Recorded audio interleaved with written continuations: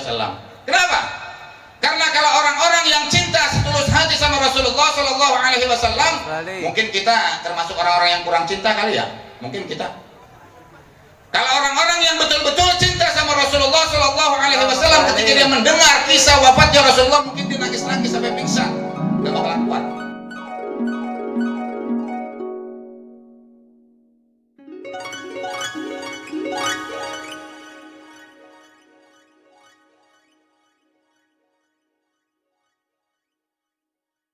Wa ajmalu minka lam talidin nisa'u khuliqta mubarra'an min kulli 'aibin ka'annaka qad khuliqta kama tasha'u. Allahumma shalli wa sallim wa barik alaihi. Assalamu alaikum warahmatullahi wabarakatuh. Waalaikumsalam warahmatullahi wabarakatuh. Kayaknya udah pada lelah ini. Jawab salamnya masih lembek. Rasulullah sallallahu alaihi wasallam bersabda, Rasulullah Shallallahu Alaihi Wasallam menyatakan dengan tegas kepada umatnya yang mengucapkan amantu billah wa birasulih, aku bersaksi bahwa tiada ada Tuhan selain Allah dan bahwa Nabi Muhammad itu adalah utusannya Allah Subhanahu Wa Taala. Bagi hamba-hamba Allah yang mengucapkan dua kalimat syahadat itu, Rasulullah Shallallahu Alaihi Wasallam menetapkan beberapa perkara. Yang pertama ialah waktu tahiyat, yaitu menjawab salam. Saya mengucapkan salam kepada hadirin sekalian dihukumkan sunnah, dan bagi hadirin yang mendengar salam saya, demi Allah hukumnya ialah amat sangat wajib untuk menjawab salam dari saudara antum sesama muslim. Karena bagi siapapun hamba-hamba Allah yang apabila mendengar saudaranya mengucapkan salam tetapi tidak mau menjawabnya, maka baginya Allah akan menyandangkan dosa yang sangat besar. Na'udzubillah summa na'udzubillah. Hadirin wal hadirat sekalian, mari sambutlah salam saya ini sekali lagi agar sampai di mana magamnya junjungan kita Nabi besar Muhammad Sallallahu Alaihi Wasallam. Mudah-mudahan kita semuanya mendapatkan syafaatul uzma di yaumil mahsyar nanti. Amin ya rabbal alamin. Assalamualaikum warahmatullahi wabarakatuh.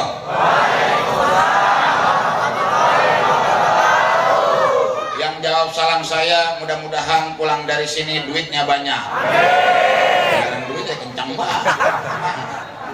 Semangat. Kalau ada fulus bener nggak? Kalau nggak ada fulus loyo aja udah bawaannya. Bener nggak kira-kira? Alhamdulillah. Allazi bi ni'matihi tatimmus shalihat wassalatu wassalamu ala sayyidis sadat sayyid ahlil ardun was samawat. الذي امتلها فيه الأنوار والبشارات تتلقى عن زين الوجود تتلقى من محمد بن عبد الله صلى الله عليه وآله وصحبه وسلم. اللهم صل على نور الأنوار وسر الأسرار وترية الأغيار ومفتاح باب اليسر سيدنا محمد المختار وآله الأطهار وأصحابه الأخيار عدد نعم الله وإفضاله. آمين آمين يا الله يا رب العالمين. أبائي الكرام المحترم صاحب الفضيلة الداعي إلى الله ورسوله بقوله وفعله والمجاهد في سبيله السيد الحبيب صالح ابن الحبيب عبد الله بن زين الحج السقاف متعنا الله بكل حياته وكسر الله أمثاله ونفعنا بهم وبعلومهم في الدارين. آمين يا رب العالمين. وأبائي الكرام المحترم صاحب الفضيلة الداعي إلى الله ورسوله السيد الحبيب عبد الله بن عيسى الحداد متعنا الله بكل حياته وكسر الله أمثاله ونفعنا بهم وبعلومهم في الدارين. آمين يا رب العالمين. Serta para alim ulama lainnya, para habaib, para asatiz, para muallimin, wabil khusus penyelenggara daripada peringatan Maulid dan Nabi besar kita Muhammad sallallahu alaihi wasallam. Da'allah Ustadzuna al-Murabbi Ustadz Muhammad Eko mata'ana Allah bituli hayatih.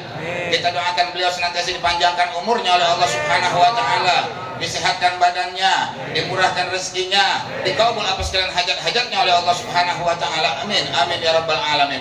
Para bapak-bapak dan ibu-ibu, para orang tua, para hujjat, para tokoh seluruh masyarakat, para remaja, para pemuda, wabil khusus rekan-rekan bapak-bapak dari Jawara ini, dari Jajaka, dan juga rekan-rekan dari FBR semuanya, dari FPI mungkin ada juga, kita doakan semuanya panjang umur, sehat walafiat. Amin amin ya Allah ya rabbal alamin. Alhamdulillah wa syukurillah. Pada malam yang penuh dengan kebahagiaan ini kita bersama-sama masih memperingati maulidnya Nabi besar kita Muhammad sallallahu alaihi wasallam. Maka sedikit insyaallah saya akan membuka riwayat sejarah daripada Nabi besar kita Muhammad sallallahu alaihi wasallam, yang mana mudah-mudahan kita keluar dari majlis yang mulia ini akan semakin mantap, akan semakin bertambah rasa mahabbah kita, rasa kecintaan kita kepada Nabi besar kita Muhammad sallallahu alaihi wasallam. Hadirin wal hadirat sekalian yang dirahmati oleh Allah Subhanahu wa taala.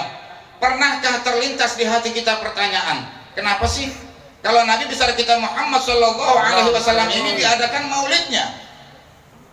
Dan kenapa biasanya kalau kita dengar atau kita hadir di Jakarta atau di mana-mana ada haulnya Al-Habib Ali bin Abdurrahman Al-Habsyi, ada haulnya Al-Habib Abdullah bin Muhsin Al-Attas Keramat Bogor, ada haulnya Habib ini, ada haulnya Habib ini. Maulid adalah artinya kelahiran dan haul adalah kisah wafat para ulama-ulama terdahulu. Apa di balik hikmah tersebut? Kenapa kau ini maulid dan ini haul? Kenapa bukan haulnya Rasulullah sallallahu alaihi wasallam? Juga pernah ada satu orang bertanya sama saya, Beb, saya pengen tanya, Beb, kalau di tempat saya sih gak ada yang namanya maulid-maulid. Itu dasar-dasar hadis sama ayatnya apa, Beb? Insya Allah sedikit akan saya bahas tentang masalah maulid, dan mudah-mudahan kita keluar dari majlis ini akan mantap kecintaan kita kepada Nabi besar kita Muhammad sallallahu alaihi wasallam. Yang pertama, bahwasanya kenapa kok kalau Rasulullah sallallahu alaihi wasallam ini diadakan maulidnya, sehingga dibacakan maulidnya di dalam kitab-kitab maulid, itu hanya sejarah lahirnya Nabi besar kita Muhammad sallallahu alaihi wasallam, kagak ada sejarah wafatnya Rasulullah sih. Kenapa kok para ulama-ulama begitu gemar menulis maulidnya Nabi besar kita Muhammad sallallahu alaihi wasallam? Makanya walad itu artinya anak, anak itu yang dilahirkan. Makanya dibilang maulidnya Nabi besar kita Muhammad sallallahu alaihi wasallam. Kenapa? Karena kalau orang-orang yang cinta setulus hati sama Rasulullah sallallahu alaihi wasallam, mungkin kita termasuk orang-orang yang kurang cinta kali ya, mungkin kita. Kalau orang-orang yang betul-betul cinta sama Rasulullah sallallahu alaihi wasallam, ketika dia mendengar kisah wafatnya Rasulullah, mungkin dia nangis-nangis sampai pingsan, nggak bakalan kuat. Kita ketika melihat orang tua kita meninggal, pasti kita sedih. Atau sedang ninggalin mesti dia sedih. Nah, bagaimana Rasulullah sallallahu alaihi wasallam yang ulama-ulama lebih cinta kepada Rasulullah daripada ayah dan ibunya? Kita ketika melihat orang tua kita wafat, yang mungkin cinta kita sama orang tua kita kagak seberapa, kadang-kadang kagak kuat nangis-nangis. Nah, bagaimana kalau kita mendengar kisah wafatnya Rasulullah sallallahu alaihi wasallam? Mungkin kalau diadakan haulnya Nabi besar kita Muhammad sallallahu alaihi wasallam, para ulama-ulama yang cinta sama Rasulullah nggak kuat datang. Kenapa? Nggak kuat nahan nangis, terseduh-seduh, nggak ada habisnya nangis di majlis. Jadi begitulah, makanya diadakan maulid ini. Seperti itulah yang terjadi. Yang terjadi yaitu di zamannya sebelum Nabi besar kita Muhammad sallallahu alaihi wasallam. Rasulullah mempunyai seorang ayah, yaitu Sayyidina Abdullah bin Abdul Muttalib. Sayyidina Abdul Muttalib ini mempunyai anak 10 orang laki-laki, yaitu di antara Sayyidina Abdullah, Sayyidina Abbas, Sayyidina Hamzah, dan ada satu orang yang begitu terkenal, yaitu Abu Lahab. Sampai dicap sama Allah dalam Al-Quran, tabbat yada Abi Lahab wa tab. Ketika di zaman dahulu Rasulullah punya seorang ayah, yaitu Sayyidina Abdullah bin Abdul Muttalib. Sayyidina Abdullah bin Abdul Muttalib ini adalah manusia yang paling ganteng di kota Mekah, dan manusia yang paling terpandang di kota Mekah. Setiap perempuan mengidamkan Sayyidina Abdullah. Setiap majlis-majlis perempuan pasti ngomongin tentang Sayyidina Abdullah radhiyallahu anhu. Di mana aja kalau ada seorang rombongan perempuan kalau lagi berkumpul, yang jadi pembicaraan adalah Sayyidina Abdullah radhiyallahu anhu. Si Abdullah, ganteng orangnya. Masya Allah, anaknya Sayyidina Abdul Muttalib orangnya terpandang. Sampai-sampai pernah ketika Sayyidina Abdullah ini jalan-jalan lewat pasar, ada satu orang umroh Yahudiyah atau seorang perempuan Yahudi ngajakin, "Ya Abdullah, maukah engkau sama aku?" Tapi apa kata Sayyidina Abdullah? "La, kagak mau. Lebih baik aku mati daripada aku mengerjakan hal yang haram." Sampai-sampai ada satu orang perempuan kaya hina mengatakan, "Ya Abdullah, kalau engkau mau sama aku hadiahkan kepada engkau 100 onta. 100 onta itu kagak kecil, besar sekali jumlahnya, mahal sekali pada waktu itu. Tapi apa kata Sayyidina Abdullah? Kagak mau. Lebih baik aku mati daripada aku berzina dengan engkau." Sampai kenapa Sayyidina Abdullah ini begitu ganteng, sampai perempuan-perempuan tergila-gila sama Sayyidina Abdullah? Karena di diri beliau ada cahayanya Nabi besar kita Muhammad sallallahu alaihi wa alihi wasallam. Kemudian di satu tempat juga ada satu orang yang begitu mulia, yaitu seorang perempuan, Siti Aminah, yang akan menjadi ibu Nabi besar kita Muhammad Shallallahu Alaihi Wasallam. Dan Allah nggak sembarangan milih perempuan buat kekasihnya yang satu ini.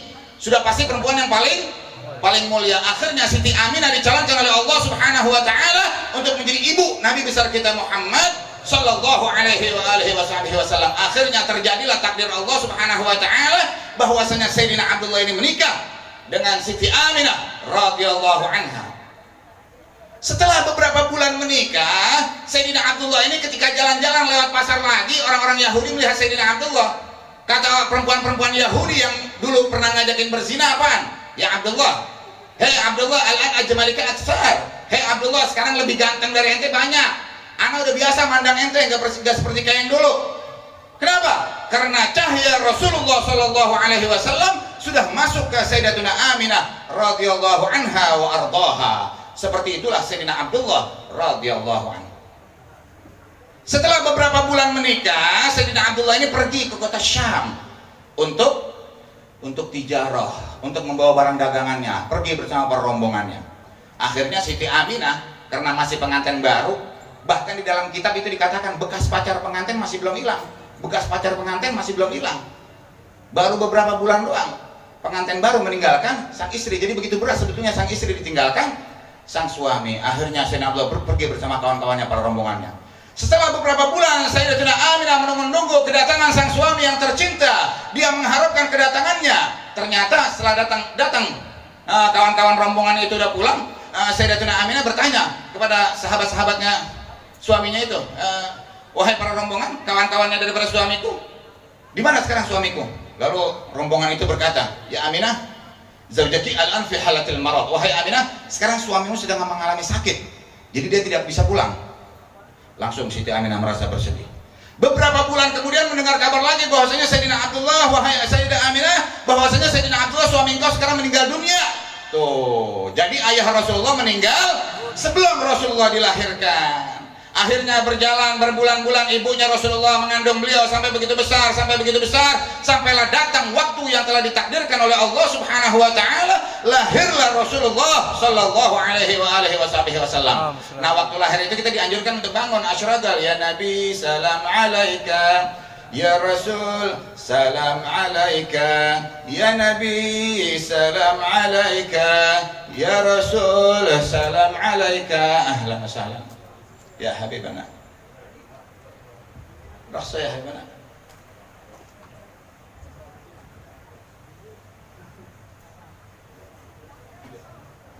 Habib Ali, apa Habibana? Rasa Habib Ali Asegaf, kita doakan panjang umur, sehat walafiat, dan ilmunya bermanfaat bagi kita sekalian. Amin amin ya Allah ya Rabbal alamin.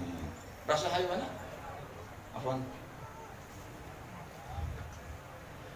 Akhirnya lahirlah Nabi besar kita Muhammad Sallallahu Alaihi Wasallam. Nah, waktu lahir itu kita dianjurkan untuk bangun. Ya Nabi salam alaika. Di situ cerita masalah Rasulullah pas lahir dari perut ibunya, kita berdiri semua. Maka kata para ulama waktu itu Rasulullah datang menghampiri kita, maka kita harus berdiri. Ketika Rasulullah lahir, ada salah satu orang perempuan di situ. Namanya Suhaib al-Aslami. Suhaib al-Aslami adalah seorang budak. Orang budak pemiliknya Abu Lahab. Tahu Abu Lahab? Tahu nggak? Tahu. Kenal nggak? Di mana kenalannya? Abu Lahab pamannya Rasulullah yang jahat. Jadi Abu Lahab itu punya seorang budak, ya nggak? Seorang budak ini sangat hina. Jadi dia disuruh apa aja mesti mau. Namanya Suhaib al-Aslamiyah. Ketika melihat bahwasanya tuannya itu Abu Lahab punya saudara Abdullah, berarti dia sekarang punya keponakan laki-laki. Sebab orang Arab dahulu zaman jahiliyah kalau punya anak perempuan tuh kagak mau, marah-marah dibunuh. Tapi kalau punya anak laki senangnya bukan main. Nah, Suhaib al-Aslamiyah, budaknya Abu Lahab tadi datang ngasih tahu, ya Sayyidi, wahai tuanku Abu Lahab, aku sekarang membawa kabar gembira untuk engkau. Apa kabar gembira? Ente sekarang punya keponakan laki-laki dari saudara Abdullah punya anak laki. Itu Abu Lahab ketika senang seperti itu, benarkah kabar gembira itu? Abdullah punya anak laki-laki? Ya betul, kata Suhaib al-Aslamiyah. Aminah melahirkan anak laki-laki. Baiklah, kata Abu Lahab, karena engkau sekarang membawa kabar gembira, engkau sekarang aku bebaskan jadi budak. Orang kalau dibebasin jadi budak senangnya bukan main. Lebih baik bebas jadi budak daripada dikasih dunia dan sisinya. Karena kagak ada yang mau jadi budak. Nah, ini Abu Lahab para hadirin sekalian. Sampai-sampai dalam satu syair dikatakan, "Idza kana hadza kafiran, ja'a zimmuhu bi tabbat siyadahu fil jahim mukhallada." ata'annahu fi yaumil isnin daiman yukhaffifu anhu lis-sururi bi ahmada fama dhanna bil 'abdi alladhi kana amruhu bi ahmada masruran mata muwahhada. Abu Lahab waktu itu doang senang waktu dengar Rasulullah lahir. Habis itu senangnya habis. Jahatnya bukan main. Akhirnya Rasulullah tumbuh besar, kagak usah diceritain lagi tumbuhnya Rasulullah, kagak ada habisnya. Ya enggak, kalau diceritain besarnya Rasulullah sampai hari kiamat nggak bakal habis. Baru 10%-nya doang, 90%-nya masih banyak yang belum diceritain. Ketika Rasulullah besar, tahu-tahu turun wahyu Allah yang pertama, Iqra bismi rabbikal ladzi khalaq. Ringkasannya pokoknya Rasulullah disuruh nyebarin agama Islam. Hai Rasulullah, engkau adalah Rasul Rabbul Alamin. Hai Rasulullah, engkau adalah utusan Tuhan semesta alam, Allah Subhanahu wa taala. Akhirnya sedikit-sedikit Rasulullah Shallallahu Alaihi Wasallam mendakwahi orang-orang yang di situ.